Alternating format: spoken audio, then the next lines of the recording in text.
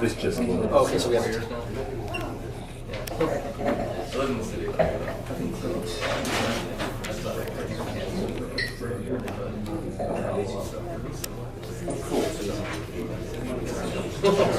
Weather-wise. Weather-wise, yeah. Has everybody smelled the perfumes?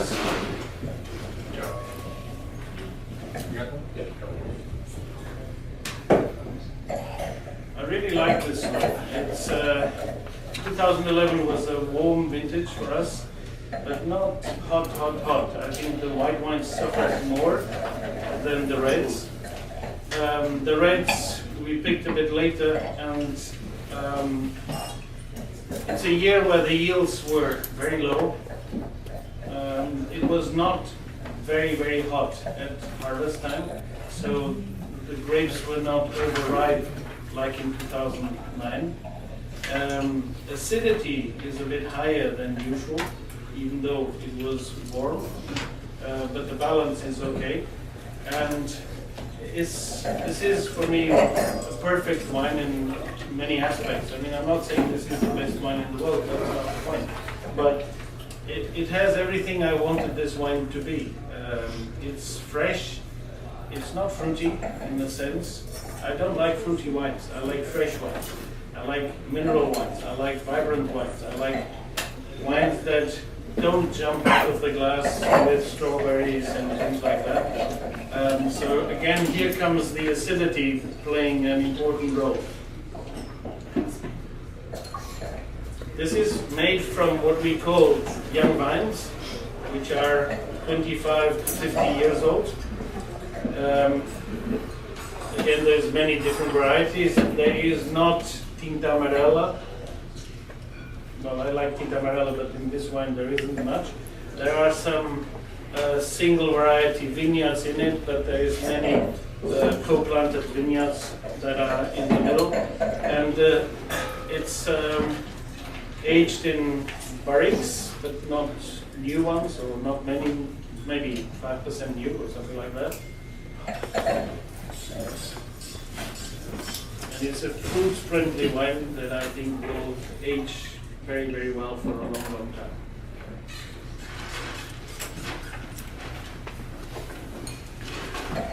Dirk, can you talk about the names Vertante and Charme and Redoma? What is the meaning of those? Basically, I like to do whatever I want to do and not be stuck with legal things. So making a single vineyard or thing like that usually is not my cup of tea. So I rather invented names, and my father is very good at inventing names. So they don't mean anything directly to the wine. Vertian just means steep hills, which is a typical thing in the Douro. Redoma is like a dome that you put over precious antiques. Batuta is maestro baton. So we try more to create a style. We're still trying to understand the Douro. I think now I'm finally getting the differences between the areas. It's one way to do it.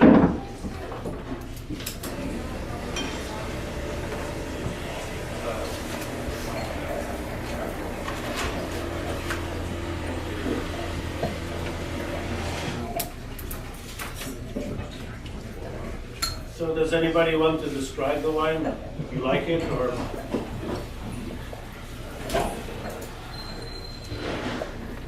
it's maybe a wine which is a bit different from what you are used to, I would say. No?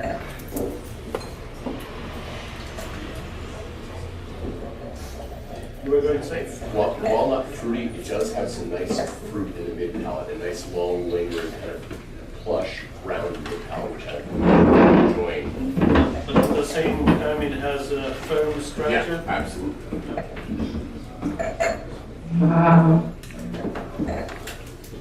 Well, you seem to have gotten also the sense of place, which is the door was warm, and you get that. Even though you said that it's not fruity, I do think it does have quite a bit of fruit aromatics on the nose, almost confectionery. But then on the palate, it's much more structured and taut, which is definitely what I think you were looking for. So I think it's a good cross section of you and the Douro. Yep.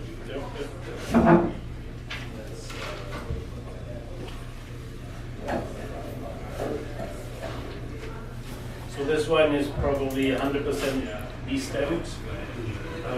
We don't do very long macerations, 20 days, 30 days maybe. No yeasts, no nothing. No, it's all natural ferments.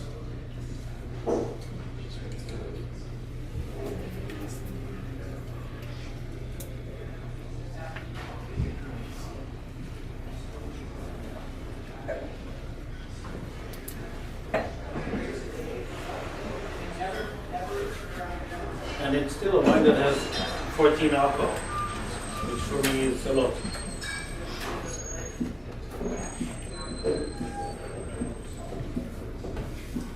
It's a balance.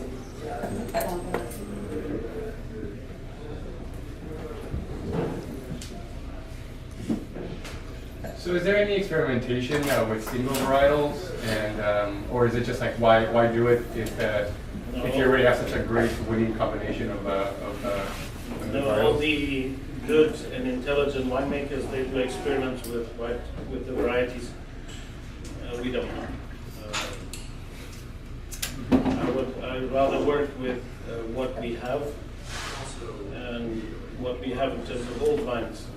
But I had a problem with single varieties. In 2004, 2003, I made the first white wine. And I went to one grower, found a great vineyard, and I made him pick in small boxes 3 varieties. And I went to check it, and they were doing a very good job really picking by variety. And I went back to the non-existent winery where I was making the wine, and was very happy. And a few hours later they delivered the grapes, and they very neatly delivered the boxes, all very well washed and packed, and all the 3 varieties put together in a big container. And I looked at it and said, I can't believe this. I mean, how stupid is this world? I mean, they had all the work of picking separately, and they put everything together, delivered everything together. So that was the first time I tried to do something by variety, and the last time. Now we do a little bit playing around with some Pinot Noir, and we make some Riesling, a little bit of Chardonnay sometimes, but it's just How possible is it to even separate the varieties? And you have field blends. It's not easy to separate. We do one variety which is called Bastardo, which is Trousseau in France. Basically for one reason is we have some old vines and in one vineyard which has quite a lot of it, and when we pick it, we always throw out the Trousseau because it's overripe.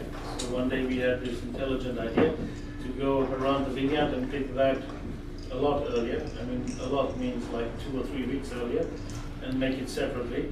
And it's a fantastic wine. But the main reason was actually not to throw it out. In the past, that was planted probably on purpose to make the port sweeter. So it made sense in those days, but we don't make port out of it, so we make this Moscato. And it's a fantastic wine. Can you even isolate that, or are you getting other things when you make that? No, we isolate it totally. But it's an easy variety to identify. So it's a variety that ripens very early, very fast. It doesn't have much acidity usually, unless you pick it really early, and it doesn't have any color. It's very light. But it's very nice to drink. Give you a little.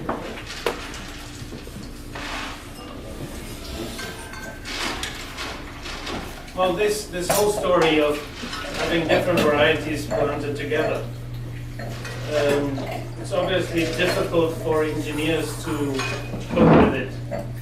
But it's quite interesting. If you have one vineyard where you have different varieties co-planted, and next to it you have those varieties planted separately.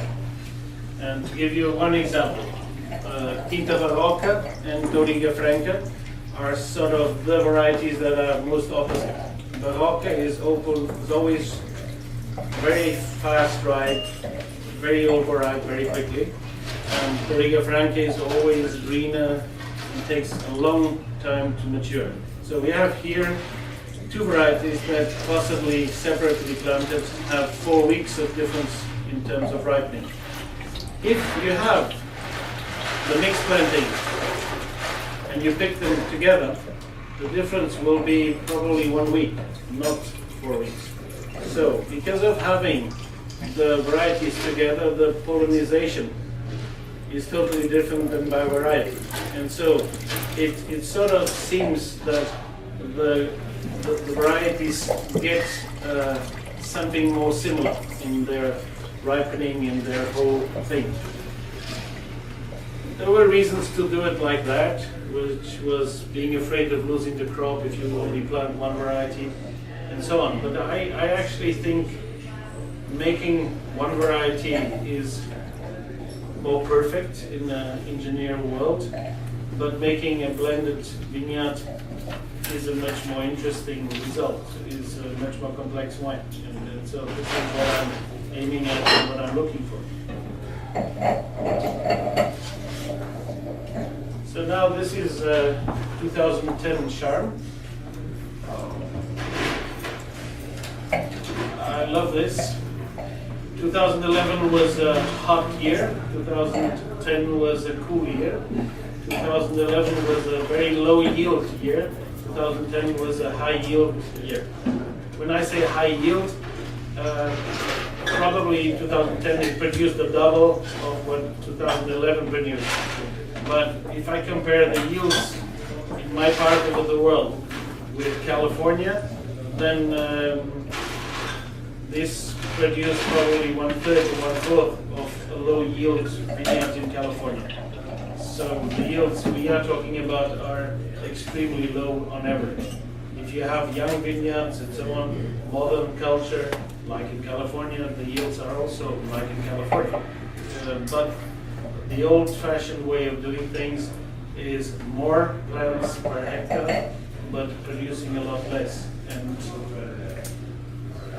I like the old people, and I think one of the mistakes in our world is that we think we learned everything and we studied and we know everything, and the old are all stupid. And I think it's more the other way around. I think the young people are becoming stupid, and the old people, there was something about it. It was an empiric logic, an empiric knowledge.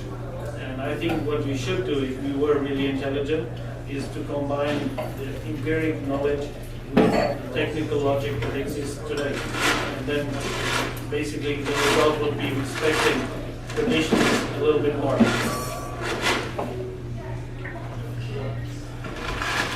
Don't talk to my father. Right? Don't talk to my father-in-law, please.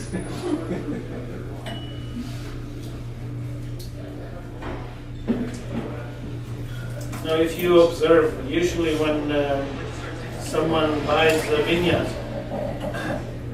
particularly if it's someone buying the vineyard that doesn't know much about wine, he will hire a super winemaker and viticulturist, and the first thing that everybody usually does, like at Mayacamas, is just getting rid of everything and making everything better.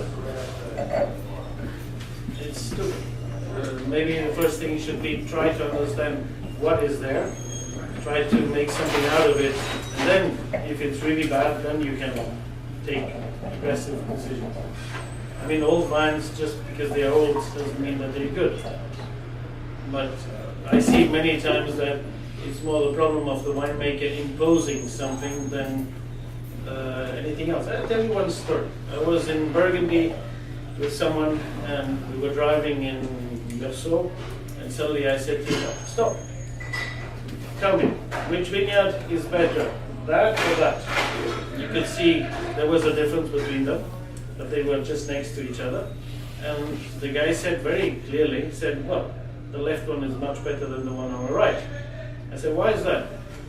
Well, because since I bought the one on the right, the wine is less good. And I said, what do you mean? And it's incredible. I didn't know he had vineyards there. And I just stopped at 2 of his vineyards. And he said, yes, I rented out the one on the right recently, 3 years ago. And since I make the Niepoort Charm with that vineyard, the quality is worse. And I said to him, you see, this is exactly the point. It's you who are wrong and not the vineyard.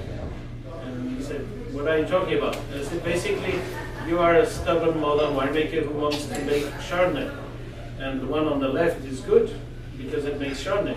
The one on the right is a stubborn old vineyard that wants to make a terroir wine. So you should listen to the vineyard and do what the vineyard tells you to do and not do what you want to do. And it was one of those stupid discussions. Probably you're thinking this guy is a bit... But anyway, the interesting thing was a year later I went to see him and we were in the cellar and we tasted the wines and then we came to Niepoort Seminar and I smelled it and I said, whoa, this is fantastic, what is this? And he said, well, it's Niepoort Seminar. I said, well, this is the best wine you ever made, this is so good. And he said, well, I have a consultant who told me a few things and I was looking at, well, I want to meet that guy, that's a very smart guy. And he looked at me and said, no, it was you. What did I tell you? I forgot about this story. Anyway, a few hours later, his importer from Belgium came and he reacted exactly the same way. And basically, his change was just a few details that made the whole difference, and suddenly he had a fantastic wine, the best wine he ever made. So it depends what one wants to do. If you want to do a big, fruity, extracted wine, then young wines is fine. You don't need anything else. But if you want to do something which has a little bit more than just a variety character, then it's different. And this is also the difference between young and old wines. The first 20, 30 years, it is the variety that will shine. It's only after, in my opinion, 40, 50 years that the soil will come through.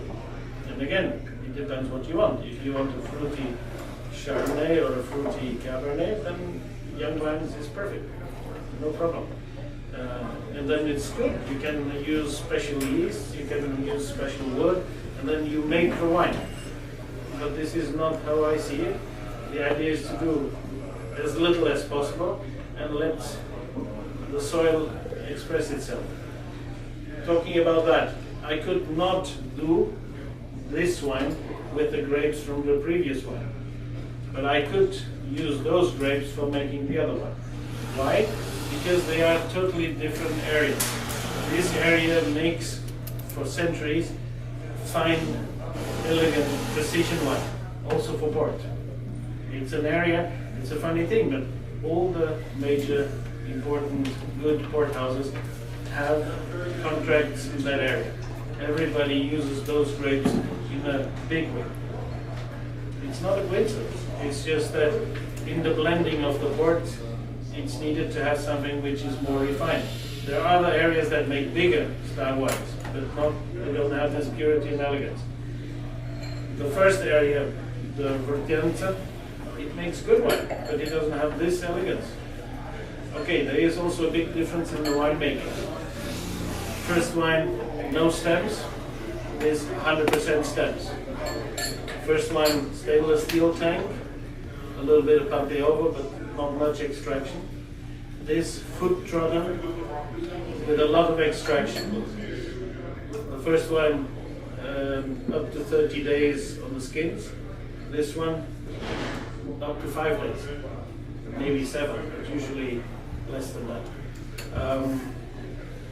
The other one was racked a few times. This was racked only once after Malolak. You see also the color is very ugly or very beautiful, depending on what you like. I think it's a beautiful color. The aromatics is totally different. This is not a tannic wine, but it's very long on the palate. And even though it's a wine that looks thin. I don't think it is thin. Actually, I think this is more complex and longer than the previous one. And the first one will age very well. 20 years, no problem. I think this will age at least as well, but it might not look like that. But they are totally different wines. You like it? It's awesome. This wine's incredible. What's the difference in oak between the two?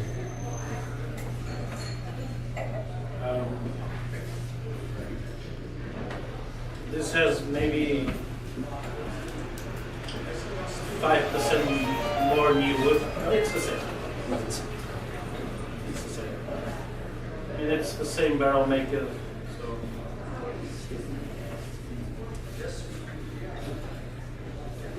What made you go with the decision to do 100% wholesale inclusion? well, this is the big story. I went to the dentist. This is the perfect dentist in Germany. He deals with wine.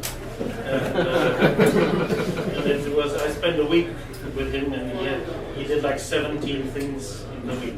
And I went with an Austrian journalist. So he only worked for us, with us, and in the evenings we would go to his house and drink a lot and make sure that he wouldn't drink too much. We could drink a lot because for us it was good to drink too much. And anyway, one evening he serves something blind, and I said, "Ah, this smells like côte rôtie, but it's too elegant to be a côte rôtie, so it must be Burgundy. But it's too tannic to be just Burgundy, so it must be DRC. So this is Latache 91," and it was. And 6 months later, I had the same story somewhere else, and the same logic, and it was again Latache 91. And then a few months later, the same story, but I said, this is not 91, it's probably 96 because of this and that. And it was. And I kept on thinking, why are the DRC wines the way they are? And well, there's many reasons for that, but in any case, the DRC wines are different from anybody else's. And they have this combination of two things which in theory is impossible. Wines that are very tannic, in the Burgundy way, but the most fine of them. So it's a combination that doesn't exist. If you have a Henri Jaillet, you never have this tannin structure of a DRC. The only exception is Le Roi, which is even more complicated. But this combination, I think, was they tried to pick late because they want riper grapes. We pick early because we have too ripe grapes otherwise. I think the tannin that the RC has is in many ways due to the stems. So if the RC picks a bit riper, the wines get a bit fatter, but at the same time with the stems they get narrow again. And so the aromatics become very explosive and and the same thing happens with us. We don't have so much acidity. We are not Burgundy. We are actually the opposite of Burgundy in reality. But by doing the wine 100% with stems, it will give the idea that this wine has a very nice, good acidity. But in fact, it's not really acidity, it's the tannins from the stems which are a bit austere. That's how the whole idea started. Now we are going a step further. Actually, 2010 was the first year that we did some whole cluster fermentations without treading, but actually we put the grapes into a tank. And it was funny, the first time I did it, I was looking at the tank and I said, what is going to happen now? There's no juice in it. On top of it, my winemaker, he was really careful putting each plant. So I looked at it. So I had this idea, I'm going to steal a little bit of Pinot Noir from the other winery and put it. So there was this much wine. I said, this is not going to work out. And it didn't. It just was vinegar at the end. I said, well, the idea is good, but there's a mistake in the whole idea.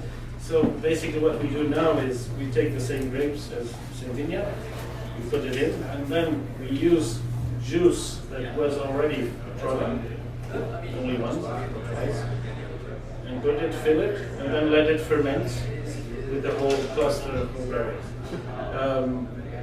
The result is usually quite disgusting. It's very smelly, it's extremely reductive, it's weird, has no color, and so on.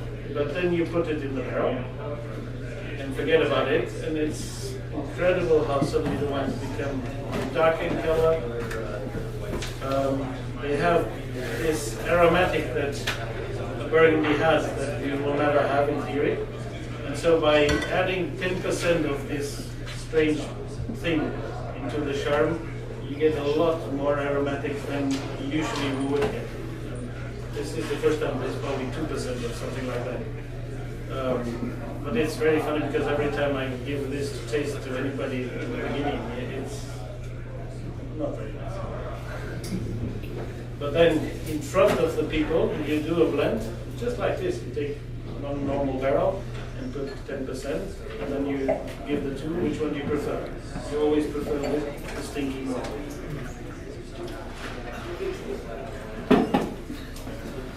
Okay. But it's incredible how this wine stays. You tasted it already 5 minutes ago, and you still notice a lot of you still doing like this, and you're not eating bread, it's the wine. So we put that now into the small batch.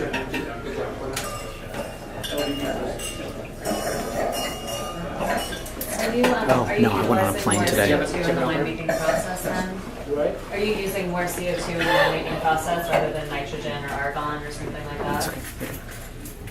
Nothing. Nothing, just the CO2 that's from That's one of fermentation? those modern things that I think is almost always silly. That's one of the reasons why some of the modern Burgundies, white Burgundies for instance, after 5 years are dead. And they are from the same vineyard, they are made more or less the same way, but they are not. They are made with a lot of protection, and I think the protection is good for making fruity wines. But the oxidation in the right moment protects the wines and actually stabilizes the color, everything, and makes the wines a lot more age-worthy. I'm saying I don't use nothing, it's not true, because my previous winemaker, he insisted on using, protecting the CO2, the must, white wine must. And I don't agree. I think we should not use it, and we're not using it anymore. Okay, there are some things that make sense to use it, but I can't think of one at this moment that makes sense. Yeah, I think with the coach too, I mean, you mentioned reduction, and I think you get that sort of, there's a little bit of that chalky tannin. I don't know if I associate that with trap CO2, or if in Chardonnay, or in this case in white varietals, but that specific sort of light tannin that you get, I don't know if that's what that is. It's just trapped CO2 in the white. In the white. Just a touch, yeah. No, It has like that, and it's. I mean, I made the Burgundy comparison early on, but I think that it has almost like that rouleau kind of reductive element to it on the nose, where it's like that chalky. No, but that's because it is. Yeah. I love reductive wines, and gosh, half of the barrels, 90% of their life, the wine is totally reductive. And the idea is to be reductive and not do anything about it. And then when you rack it before bottling, it goes away. Yeah. If it would not go away, then maybe I would think about doing something about it. But I've never done anything against it, so I like it. I had a discussion in Napa many years ago with two winemakers that were with me, two Portuguese, two friends, and we were at Mondavi with a French winemaker, and